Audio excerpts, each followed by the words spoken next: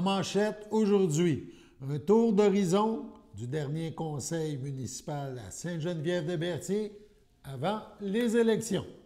Bonjour à tous et bienvenue à votre bulletin d'information diffusé sur les ondes de CTRB, votre télévision locale et régionale, aujourd'hui le 8 octobre. Alain Bellumeur au pupitre. On débute par un tour d'horizon du dernier conseil municipal, voilà, de Sainte-Geneviève-de-Berthier. Ça s'est tenu le 1er octobre dernier, plusieurs sujets à l'ordre du jour. Et, on le rappelle, c'était la dernière séance régulière des élus avant l'élection du 2 novembre prochain.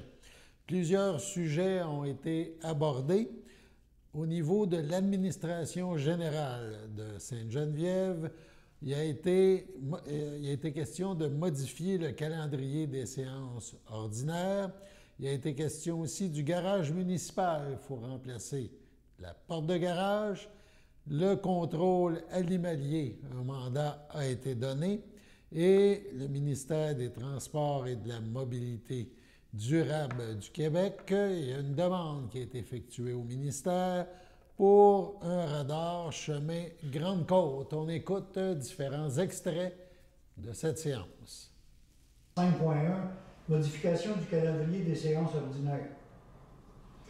Considérant la résolution 24-12-206 adoptée le 3 décembre 2024, établissant le calendrier des séances ordinaires de 2025, considérant que la séance ordinaire prévue le 11 novembre dans le calendrier ordinaire doit être déplacée, on veut la déplacer au 18 novembre.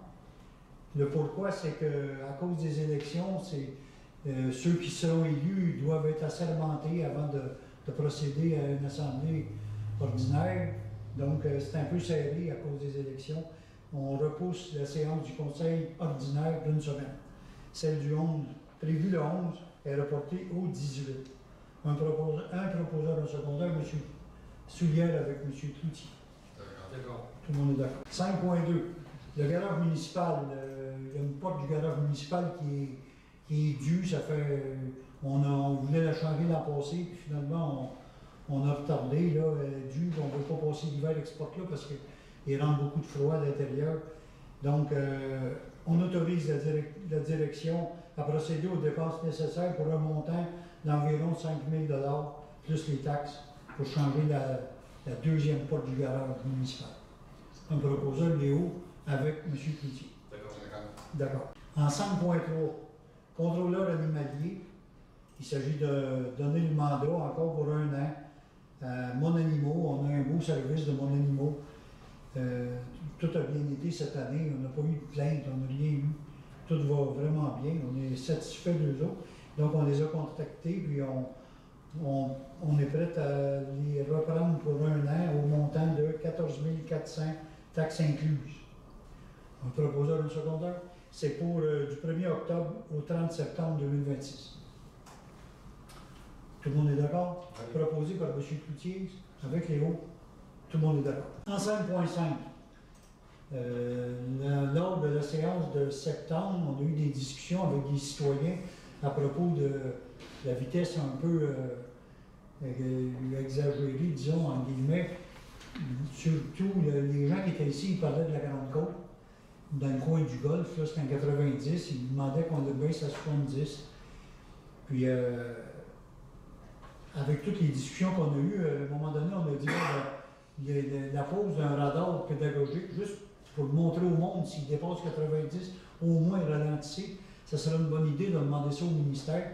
On avait parlé de le passer à cette réunion-là, mais on était dans la période de questions, puis question de procédure, là, il aurait fallu remodifier l'ordre du jour, puis c'était compliqué. Pour être sûr de notre coup, on le fait ce soir.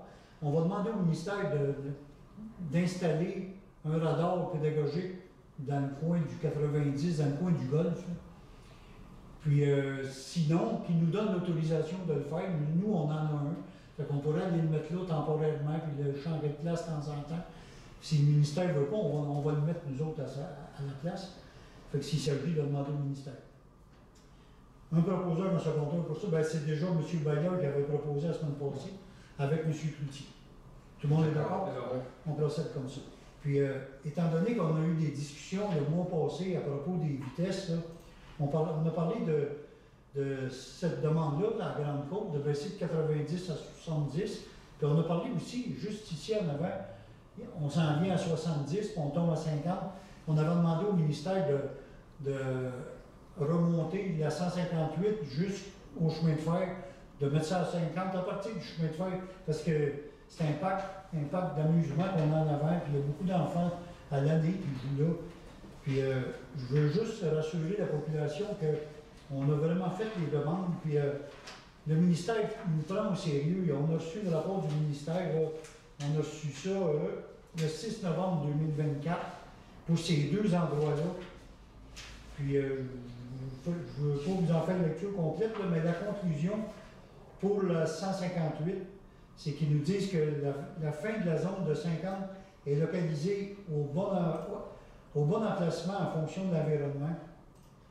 L'abaissement de la vitesse affichée n'est pas une mesure suffisante pour obtenir une baisse significative des vitesses des usagers de la route. Le secteur ne présente pas de problème d'accidentalité. Puis dans l'autre cas, à la Grande Côte, c'est un peu la même conclusion. Ils nous disent que de baisser à 70, le chemin de Grande Côte, on remonte à 2010. À 2010, on a fait une demande de baisser. En 2016, on est revenu à la charge avec Berthierville en plus. Puis en 2018, le projet pilote de modification sur une distance de 3 km entre Laurent-Saint-Philomène et Berthierville. Après ça, en 2023, il y a eu une demande d'abaissement de vitesse à 70 km de Lanoret à Berthierville. Puis tout a été fait. Puis la conclusion du ministère, c'est que le secteur ne présente pas de problématique d'accidentalité, avec un taux d'accident inférieur à la moyenne pour des routes similaires. Ils ont fait un relevé réellement pratiqué sur la route 138 entre le 7 et le 13 août 2024 sur plus de 18 000 véhicules. Et ça a démontré que les vitesses pratiquées par les automobilistes sont cohérentes avec la limite de vitesse. La moyenne des 18 000 véhicules a été de 88 km/h dans une zone de 90. Fait qu'il est préférable de laisser ça comme ça. Selon le ministère, c'est préférable de ne pas toucher à ces limites de vitesse. C'est ce que je vais vous dire à propos de la réunion du mois de mai. Au chapitre des travaux publics, on se prépare à l'hiver, il était question de déneigement. Au point 7, aux travaux publics. En 7.1, autorisation à la directrice adjointe et chargée de projet d'aller en appel d'offres pour l'entretien des déneigements des chemins municipaux. Le contrat est échu, il faut aller en appel d'offres. Puis l'appel d'offres public vise à obtenir des soumissions pour une période d'1 an ou 3 ans. Il ne s'en fait plus de 5 ans. Donc le conseil entérine la décision prise, c'est déjà fait, je pense, hein, c'est déjà fait sur SAEO pour une période d'1 an et 3 ans en appel d'offres. En proposant M. Cloutier avec M. Dodge. C'est bon? À l'unanimité. Ensuite, étant donné que le contrat finissait le 30 septembre, je pense, l'appel d'offres pour l'entretien des déneigements est actuellement en cours. Mais à partir de là, on n'aura pas de rien jusqu'en novembre. La prochaine séance du Conseil, on le sait, c'est le 18 novembre. S'il y a sûrement une petite tempête qui va se pointer. Donc, on a demandé au déneigeur actuel d'allonger son contrat jusqu'au 30 novembre, ce qu'il a consenti à faire. Donc, l'appel d'offres qu'on va pour 1 an, ça sera du 1er décembre à au mois de mai.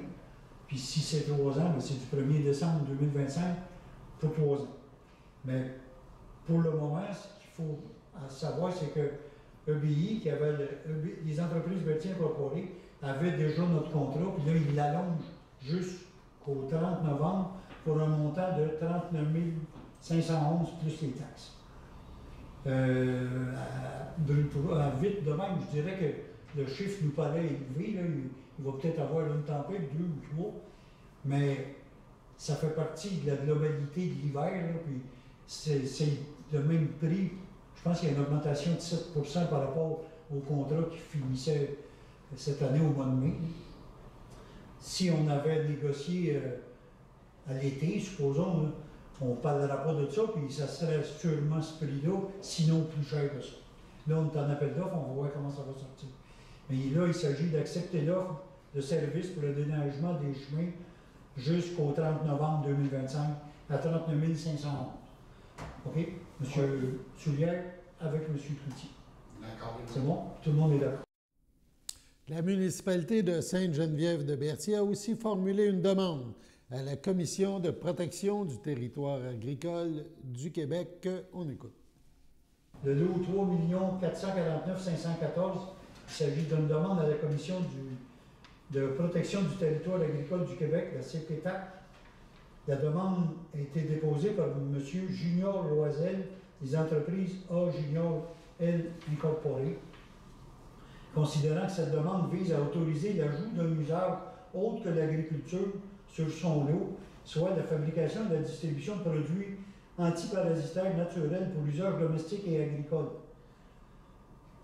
La municipalité doit fournir une recommandation à la commission. C'est un peu de la routine. Quelqu'un qui fait une demande à la CPTAQ, nous, on doit dire que ça ne contrevient pas à nos règlements. C'est tout simplement ça. Fait que la demande est conforme à la réglementation de la municipalité de Sainte-Geneviève. Donc, le Conseil recommande à la Commission de protection du territoire et des activités agricoles du Québec d'accepter la demande déposée par M. Loisel. Un proposeur, un secondeur, M. Bayer propose avec M. Darvaux. Oui, d'accord. Tout le monde est d'accord. Sur ce, on passe à la pause. Votre station de télévision de Berthierville vous invite cordialement à son bingo hebdomadaire télédiffusé tous les samedis matins dès 9h30. Depuis longtemps, les fans de CTRB se divisent le joyeux montant de 600 $ chaque semaine à cette joute de bingo. N'oublions pas non plus le super bingo mensuel d'une cagnotte de 2000 $ que vous pourriez vous partager chaque premier samedi du mois. Un moment de fébrilité qui pourrait devenir payant pour plusieurs d'entre vous. Pour vous procurer ces fameuses cartes de jeu, les dépositaires participants sont à Berthierville, le dépanneur Formule 1, la station-service Armois sur le boulevard Gilles Villeneuve, le marché IGA Extra Famille Mont-d'Or sur la rue Gabrielle Brissette, le marché Métro Boucher sur la rue Notre-Dame et la pharmacie Proxime sur la rue Frontenac. À Saint-Ignace-de-Loyola, le dépanneur Proxy sur la rue de la Traverse, la boucherie Aldo sur le rang Saint-Michel. C'est donc un rendez-vous hebdomadaire chaque samedi matin à 9h30 sur les ondes de CTRB, votre télévision locale et régionale, celle-ci toujours en haute définition. Toute l'équipe de CTRB vous remercie de votre fidélité et vous souhaite bonne chance.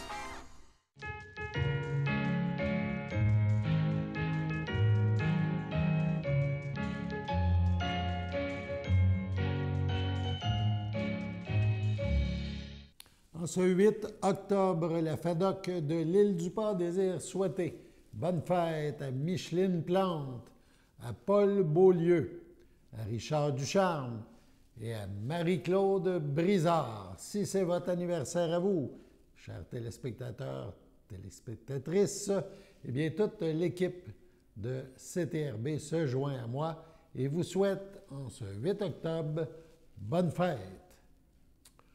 On poursuit maintenant, on nous informe, on poursuit l'information, on nous informe qu'il y a eu du vandalisme au centre sportif de Lanoraie. On écoute le maire André Villeneuve à ce sujet. Je suis en compagnie de M. André Villeneuve. André, il y a eu beaucoup de vandalisme, hein, je pense, au centre sportif à Lanoraie. Bien, on ne dira pas beaucoup, mais il y a eu du vandalisme. Okay. Et moi, je veux juste rassurer les citoyens, là. J'ai moi-même appelé la Sûreté du Québec. Il y a donc une plainte formelle qui est déposée. La Sûreté du Québec s'est déplacée, est venue prendre les éléments, entre guillemets, de preuves ou à tout le moins faire un rapport. Pour On parle de quel genre de vandalisme? Des vitres brisées, c'est pas des... Non, c'est quand on sort du centre sportif, il y a un petit toit là, qui se prolonge. Là. Et puis, c'est vraiment, excusez l'expression, je pense que c'est un anglicisme, là, mais c'est le soffit qui a été complètement là, bousillé, si on veut. C'est à peu près, je dirais, 2 mètres par 3 mètres. Bon, c'est pas que c'est énorme, mais quand il y a du vandalisme, là, il faut le souligner. Il faut appeler la Sûreté du Québec, il faut que ce soit dans le domaine privé ou dans le domaine public, il faut absolument dénoncer le vandalisme. Parce que, dans le fond, si on ne le fait pas, bien, la personne ou les personnes qui ont fait ça vont se dire qu'il n'y a pas de conséquences. Donc, s'il n'y a pas de conséquences, je peux m'amuser à en faire d'autres ailleurs. Ça devient une forme d'intimidation. Ben, je ne sais pas qui veulent intimider. Non, je pense pas. Je pense que malheureusement, c'est brisé pour briser. Puis, ils sont pas... On ne parle pas de dizaines de personnes, là. On parle peut-être de 2, 3, je ne sais pas, 4 personnes, peut-être même qu'une seule personne. Mais il faut dénoncer. Moi, j'invite la population à ce que quand vous êtes victime de vandalisme, soit chez vous ou si vous voyez du vandalisme sur le domaine public, appelez la police. Il faut les appeler. Puis laissez-vous pas répondre on n'a pas le temps, on n'ira pas. Non, non, non. Il faut qu'ils y aillent, il faut qu'ils aillent ramasser. Parce que dans le fond, d'abord, il y a le fait que si on n'appelle pas la police et on ne dénonce pas la situation, donc, la personne ou les personnes qui ont fait ça, ils vont dire qu'il n'y a pas de conséquences, qu'ils vont recommencer. Moi, c'est pour ça. L'autre raison, c'est que s'il y a un rapport qui est fait par rapport à du vandalisme, bien, il n'y a rien qui nous dit que dans 3 mois, s'il y a encore du vandalisme, bien, il va peut-être avoir une corrélation entre la façon, le modus operandi qui s'est fait la première fois versus la deuxième fois. Donc, ils vont pouvoir faire des liens. Puis, s'ils attrapent la deuxième fois la personne ou les personnes, ils vont pouvoir lui poser la question par rapport à l'autre truc. Donc, on veut pas... Ça peut créer de l'intimidation parce que, tu fais une première fois, on a dénoncé. Des fois, ça crée des courts-circuits, peut-on, je veux dire. En tout cas, chose certaine, moi, j'invite la population à dénoncer à chaque fois. Et même si c'est chez vous, même si c'est mineur, ça ne veut pas dire que la police va faire une enquête à tout casser, là, mais au moins qu'on garde une trace de ça. Et puis, en passant, puis je le dis tout gentiment, là, la Sûreté du Québec, elle fonctionne par statistique. Donc, s'il y a du vandalisme à la Norette puis on ne le dénonce pas, bien, ça ne rentre pas dans les statistiques. Donc, à ce moment-là, eux autres, la Sûreté du Québec, elle va déployer son personnel sur le territoire en fonction des événements. Puis des surveillances, oui. Bien oui, c'est ça. Donc, s'il y a du vandalisme puis on ne le dénonce pas, bien, dans le fond, il y a des grosses chances qu'il y ait moins de présence à la Norette qu'ailleurs. Mais on ne veut pas non plus aller dans l'exagération. Mais il faut dénoncer le vandalisme. Il ne faut pas laisser faire ça. Parfait. Donc, c'est le message. C'est le message que je voulais passer, tout simplement. 911 ou à la limite, oui, 836-4272, vous avez le bureau du poste. Exact. Qui est ouvert là, dans la semaine. Là. Exact. Puis, je le répète, pour ce qui est de... Et ça fait plusieurs semaines là, que ce bris-là du plafond, si on veut, du petit toit là, qui a été fait, ça fait plusieurs semaines de cela, mais peu importe que ça fasse 4 semaines, 5 semaines, il faut quand même le dénoncer. Donc, j'ai appelé la Sûreté du Québec. Ils sont sur place. Ils ont dû quitter il n'y a pas très longtemps, là, mais ils ont fait ce qu'il y avait à faire. On garde une trace et, évidemment, on va faire réparer. Je vais te poser, c'est ça, tu vas faire réparer, mais c'est encore là, c'est des frais pour la ville, c'est du temps. Absolument, puis c'est l'argent des contribuables. C'est ça, mais c'est ça, c'est pas la valeur qui a été brisée, tu ne mets pas ça aux assurances, tu ne mets pas ça. Exact. Il y a des caméras, là, ils vont vérifier si les images sont bonnes ou pas, à eux de faire ça. Puis si les gens qui ont fait ça sont identifiés, bien, il y aura des conséquences. Et puis, peu importe c'est qui, il y aura des conséquences. La justice est égale pour tous. Puis je pense que aussi tu as un désir de sécurité. Absolument. Dans la municipalité. C'est une municipalité qu'il n'y a pas vraiment de gros problèmes. C'est pas le temps d'encourager ce genre de choses. Il ne faut pas laisser passer. C'est ça. Voilà. Bon, bien, le message est fait. Merci à vous. Merci. Merci à vous. B6, je répète, B6. Oui, ça va bien ton affaire. Hey, je pense, Cabot, on dit-tu le Cabot ou la Cabot? Bien, on dit le Centre d'action bénévole d'Autrey, donc ça doit être le Cabot, il me semble. Oui, vu de même. N33, je répète, N33. Bingo! Hey, avec l'argent que tu viens de gagner, là, tu vas pouvoir faire un gros don au Cabot. Justement, c'est leur collecte de fonds. Contribue donc.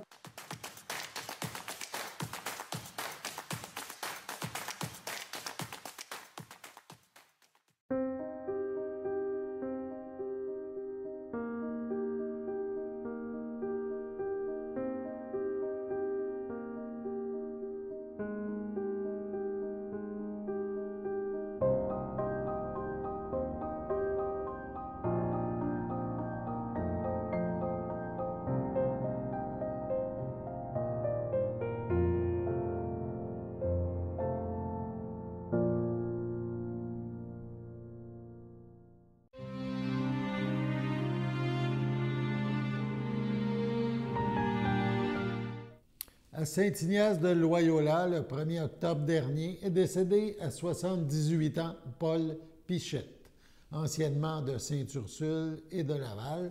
Il laisse dans le deuil Rina Poirier-Maguire, sa conjointe depuis 26 ans, ses fils Jean-François et Nicolas, Véronique, leur mère Lucette Charbonneau, Luc Maguire, Célois, Éric Maguire, Valérie, son frère Luc, Monique, ses sœurs Hélène et Denise, Pierre, ainsi que ses petits-enfants, ses beaux-frères, ses belles-sœurs, ses neveux-nièces, autres parents et amis. Lui a précédé sa sœur Pauline Pichette. Paul a gradué au Collège militaire royal de Saint-Jean en 1968, puis a travaillé dans les forces armées canadiennes régulières et de réserve pour atteindre le grade de major. Il s'est ensuite illustré dans des postes de gestion et de direction au sein de plusieurs grandes entreprises pétrolières, Golfe Canada, Petro-Canada, Chemtech, pour ensuite créer sa propre entreprise d'experts conseil, Paul Pichette et Associés. Sa devise était « Sur les chantiers, je porte un chapeau blanc. Si vous me regardez attentivement, vous verrez que mes bottes sont de la même couleur que celles des travailleurs. » Homme d'affaires accompli, conjoint, père et grand-père aimant, Paul a toujours fait preuve d'une grande générosité et a su entretenir ses amitiés. Durant sa vie, il a aidé et choyé beaucoup de personnes. Paul a succombé à un cancer fulgurant, paisiblement entouré de ses proches. La famille ne demande aucun don, mais souhaite que vous preniez quelques secondes pour avoir une pensée pour lui. Un grand merci s'adresse à Geneviève Fraser, infirmière pivot au CHUM, et à ses collaborateurs, ainsi qu'à tout le personnel du CLSC de Berthierville. Une rencontre pour recevoir les condoléances en présence des cendres aura lieu le 9 octobre de 15h à 20h au complexe funéraire Efterio 741 Notre-Dame à Berthierville. La deuxième rencontre, prévue le vendredi 24 novembre, aura lieu au complexe funéraire Yves Légaré, situé au 1350 autoroute 13 à Laval entre 14 et 20 heures. Au CHDL de Saint-Charles-Borromée, le 27 septembre, à l'âge de 94 ans, est décédée Mme Denise Sylvestre, épouse de feu Roger Dupont, demeurant à Saint-Barthélemy. Elle laisse dans le deuil ses enfants, André Morache, Robert Morache, Pierre Dupont, Chantal Vadnet, Chantal Dupont, Robbie Plante, ses petits-enfants, Éric, Francis, Jessie et Frédéric, ses arrière-petits-enfants, Liana, Gilbert et Lucien, ses sœurs, ses beaux-frères et sa belle-sœur, Lisanne Sylvestre, Marcel Robillard, Marceline Sylvestre, Silvio Roland Tremblay, Pierrette Dupont, ainsi que plusieurs neveux, nièces, autres parents et amis. La famille vous accueillera samedi 11 octobre, 10h, en l'église de Saint-Barthélemy. Suivront les funérailles à 11h. Madame Denise Sylvestre sera inhumée au cimetière de Saint-Barthélemy le même jour. Aux soins palliatifs et de fin de vie de la Naudière, le 3 octobre dernier, est décédée dans la sérénité à l'âge de 81 ans, Mme Danielle Lévesque, épouse de feu Guy Gauvin. Elle est allée rejoindre ses parents, Wilfrid Lévesque et Marie-Rose Rousseau, ainsi que son frère Jeannot et sa sœur Armelle. Elle restera toujours présente pour ses enfants, Jean-François, Marie-France, Alain Trudel, ses petites filles à qui elle a tellement donné d'amour, Ariane, Noémie, Camille, Anaïs, fille d'Alain, ses frères, ses sœurs, beaux-frères et belles-sœurs, Roch, Odette Ouellette, Daniel, Ronald Boisvenu, Ginette, feu Jean Delille, Françoise, feu Patrick Couture, Jude, feu Claire Fréchette, Léa Lévesque, Francine, Jean-Pierre Desbras-Lévesque, Christine, Jean-Marc Beauregard, France, René Dubé, Luce, Denis Laurence, Mario, Carole Lévesque, Jean-Pierre Gauvin, feu Yvan Tremblay, Christine Gauvin, Marc Grenier, ses amis Solange Touga, Anne-Marie Drainville, Jeanne-Mance P. Lambert, ainsi que plusieurs neveux, nièces, autres parents et amis.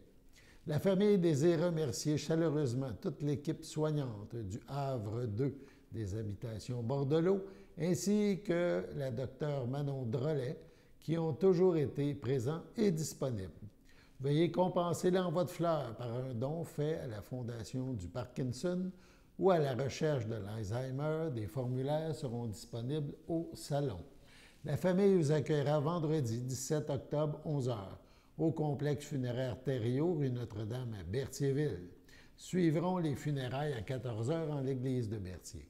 Les cendres de Mme Lévesque seront déposées au Columbarium Thériault à Berthierville à une date ultérieure. Au CHDL de Saint-Charles-Borromée, le 24 septembre, à 83 ans, est décédée Mme Pauline Moreau, épouse de M. René Bourque, demeurant la Valtrie, autrefois de Mandeville.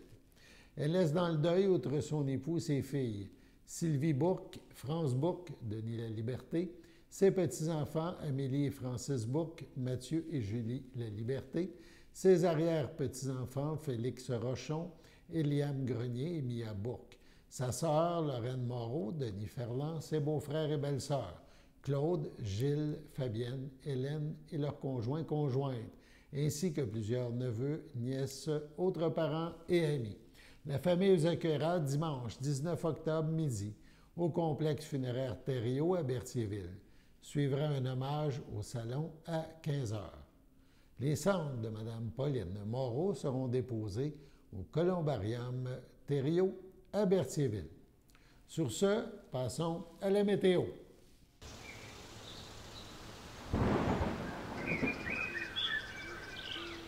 Bienvenue à votre météo de cette semaine. Aujourd'hui, mercredi soir, ce sera un dégagé. Une température de 10, un temps ressenti de 8. Mercredi nuit, ce sera un dégagé. Une température de 4, un temps ressenti de 1. Jeudi matin, ce sera ensoleillé. Une température de 4, un temps ressenti de 1. Jeudi après-midi, ce sera ensoleillé. Une température de 13, un temps ressenti de 12. Jeudi soir, ce sera dégagé. Une température de 10, un temps ressenti de 9. Jeudi nuit, ce sera dégagé. Une température de 0, un temps ressenti de moins 3. Et voilà, c'était tout pour votre météo.